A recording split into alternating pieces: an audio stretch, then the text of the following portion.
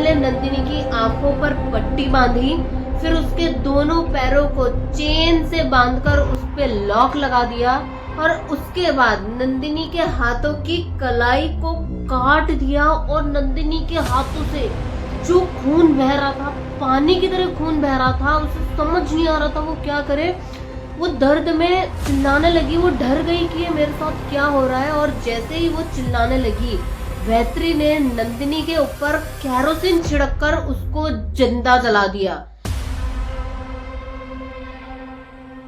पंडी माहेश्वरी और नंदिनी दोनों ही बचपन की बेस्ट फ्रेंड्स हैं। आज उनकी दोस्ती 27 सालों से ज्यादा की हो चुकी है। दोनों ही बचपन से लेके अभी तक स्कूल, कॉलेज, हर चीज में हमेशा साथ रही है। मतलब दोनों का बॉन्डिंग इतना अमेजिंग है कि उन्होंने अपनी लाइफ का हर वक्त, चाहे अच्छा हो या बुरा, हर मोमेंट हंसना, लड़ना, झगड़ना, मस्ती, खेलकूद सब इतना साथ में बिताया है कि दोनों एक दूसरे के बिना कहे सिर्फ चेहरे को देख के उसके मन की बात बता सकते हैं। भाई आखिर में 27 सालों की दोस्ती अपने आप में एक बहुत बड़ी बात है। और ये दोस्ती पंडी माहेश्वरी को इतना ज्यादा पसंद आने लगी कि उसको नंदिनी, जो कि उसकी सहेली थी, उसके अंदर अपना जीवन साथी, अपना हमसफर दिखाई देने लगा। और पंडी के ऊपर नंदिनी का जो भूत था वो इस तरीके से सवार हो गया कि वो उसे पाने के लिए कुछ भी कर सकती थी, मतलब कुछ भी। इसीलिए पंडी माहेश्वरी ने अपना जेंडर तक ट्रांसफॉर्म करवा लिया, घर वालों के अगेंस्ट में जाकर। और यहाँ तक कि उसने अपना नाम पंडी माहेश्वरी से वैत्री मरण तक रख लिया। और आज नंदिनी का 27th बर्थडे है। तो वैत्री मरण के लिए नंदिनी की लाइफ का कोई सा भी मोमेंट हो, चाहे सैड डेज हो या फिर गुड डेज हो, वो हमेशा नंदिनी से ज्यादा वैत्री को फर्क पड़ता था। तो आज नंदिनी का 27th बर्थडे है और वैत्री मतलब एक हफ्ते से इतना ज्यादा एक्साइटेड था कि मुझे इसका बर्थडे इतना स्पेशल बनाना है, इतना स्पेशल कि ये कभी मतलब सोच भी ना सके और भूल भी ना सके, इतना स्पेशल बनाना है। तो वैत्री ने नंदिनी को पहले इन्फॉर्म कर दिया कि कल तुम्हारा बर्थडे है, मैं सुबह अर्ली मॉर्निंग तुम्हें लेने आ जाऊंगा और बहुत ही ज्यादा स्पेशल तरीके से सेलिब्रेट करने वाला है, तो तुम अपने कोई भी प्लान्स मत रखना। तो वैत्री नंदिनी को लेने आता है। तो सुबह सबसे पहले वो उसका बर्थडे अनाथ आश्रम में जाते हैं, बहुत सारे गरीब और अनाथ बच्चों को गिफ्ट डिस्ट्रीब्यूट करते हैं। उसके बाद वैत्री नंदिनी को मंदिर लेके जाता है, उसके हाथों से स्पेशल पूजा करवाता है, पूरा मंदिर में प्रसाद बंटवाता है। फिर मतलब नंदिनी इतना ज्यादा खुश होती है कि वाह मेरा बर्थडे इतना अच्छे तरीके से सेलिब्रेट हो रहा है। तो वैत्री बोलता है कि तुम्हारे लिए एक स्पेशल गिफ्ट और है, हाँ उसके लिए तुम्हें आईटी कॉरिडोर के बेसमेंट में चलना पड़ेगा। अब यार देखो 27 सालों की दोस्ती पर कोई शक करने जैसी तो गुंजाइश ही नहीं है। और एक्साइटमेंट इतना ज्यादा है कि भाई मेरा ये तो दोस्त है, ये क्या ही गलत करेगा मेरे साथ, मतलब ऐसी तो सोच आ ही नहीं सकती है। तो नंदिनी बड़े ही खुशी से वैत्री के साथ आईटी कॉरिडोर में चली जाती है। लेकिन वैत्री के दिमाग में क्या चल रहा होता है इससे नंदिनी कंप्लीटली अनअवेयर रहती है।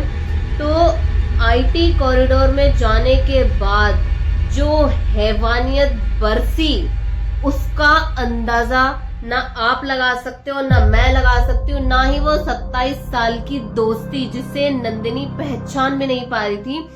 आईटी कॉरिडोर में जाते ही वैत्री ने सबसे पहले नंदिनी की आंखों पर पट्टी बांधी, फिर उसके दोनों पैरों को चेन से बांधकर उस पे लॉक लगा दिया और उसके बाद नंदिनी के हाथों की कलाई को काट दिया। और नंदिनी के हाथों से जो खून बह रहा था, पानी की तरह खून बह रहा था, उसे समझ नहीं आ रहा था वो क्या करे। वो दर्द में चिल्लाने लगी, वो डर गई कि ये मेरे साथ क्या हो रहा है। और जैसे ही वो चिल्लाने लगी, वैत्री ने नंदिनी के ऊपर कैरोसिन छिड़ककर उसको जिंदा जला दिया। और जब उसकी चिल्लाहट आसपास के लोगों ने सुनी तो वैत्री ने मौका ढूंढकर वहां से अपने आप को दूरी कर लिया। और जब लोग आए उन्होंने मतलब नंदिनी की बेस्ट फ्रेंड्स उनके हिसाब से तो वैत्री थे, तो उन्होंने वैत्री को आवाज लगाई। तो वैत्री उसे हॉस्पिटल लेके गया, हॉस्पिटल में उसका ट्रीटमेंट करवाया, पूरे टाइम तक उसके साथ रहा। अब बात उठती है कि आखिर में ऐसा क्यों हुआ, ऐसी क्या रीजन, क्या कारण रहा होगा कि 27 साल की दोस्ती जिसके लिए एक बेस्ट फ्रेंड ने अपना जेंडर तक चेंज कर लिया, उसने ऐसा क्यों करा। तो रीजन ये था कि वैत्री नंदिनी को इतना ज्यादा पसंद करने लगा कि उसे नंदिनी का किसी और से बोलना, स्पेशली मेल मेंबर्स से बोलना बिल्कुल भी पसंद नहीं था। नंदिनी जब भी अपने कलीग्स या अपने फ्रेंड्स या फिर अपने ऑफिस में किसी से भी, कोई अननोन या नेबर किसी से भी मेल मेंबर से बात करती तो वैत्री को बहुत गुस्सा आता था, उससे सहन नहीं होता था। तो उसने कई बार नंदिनी को टोका कि यार तुम जब किसी अनजान आदमी से बात करती हो या फिर अपने फ्रेंड्स से बात करती हो तो मुझे पसंद नहीं है। तब नंदिनी ने बोला कि तुम मेरी एक दोस्त हो, तुम मेरे लिए दोस्त से बढ़कर कुछ नहीं हो, तो तुम्हारी ये रोका टोकी मुझे पसंद नहीं है।